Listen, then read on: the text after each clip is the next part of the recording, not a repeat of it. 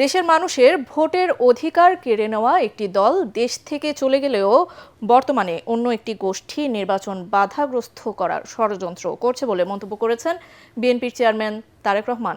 নোয়াখালীর হাতিয়ায় বিএনপির নির্বাচনী জনসভায় ভার্চুয়ালি যুক্ত হয়ে তিনি এসব কথা বলেন।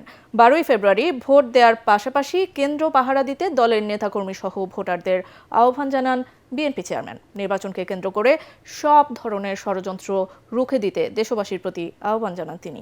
আরও জানাচ্ছেন মুশফিকুর রহমান। নোয়াখালীর হাতিয়া দ্বীপ কলেজ মাঠে নির্বাচনী জনসভার আয়োজন করে জেলা বিএনপি। এতে ভার্চুয়ালি যুক্ত হন বিএনপি চেয়ারম্যান তারেক রহমান। নির্বাচনী জনসভা এ সময় ত্রয়োদশ জাতীয় সংসদ নির্বাচনকে বাধাগ্রস্ত করার ষড়যন্ত্র করা হচ্ছে অভিযোগ করে সবাইকে সজাগ থাকার আহ্বান জানান বিএনপি চেয়ারম্যান তারেক রহমান। এই দেশটা আমাদের সকলে পরিশ্রম করে গড়ে তুলতে হবে, কারণ এই দেশই আমাদের প্রথম এবং এই দেশই আমাদের শেষ ঠিকানা। তারেক রহমান বলেন, একটি দল দেশের মানুষের ভোটের অধিকার, কথা বলার স্বাধীনতা কেড়ে নিয়েছিল। এখন অন্য একটি গোষ্ঠী নির্বাচন বাধাগ্রস্ত করার পায়তারা করছে।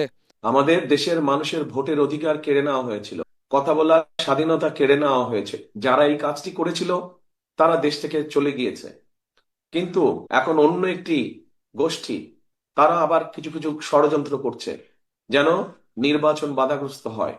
এই ব্যাপারে আপনাদের সকলকে সচেতন থাকতে হবে। 12 ফেব্রুয়ারি ভোট দেওয়ার পাশাপাশি ভোট কেন্দ্র পাহারা দিতে দলের নেতাকর্মী সহ ভোটারদের আহ্বান জানান বিএনপি চেয়ারম্যান।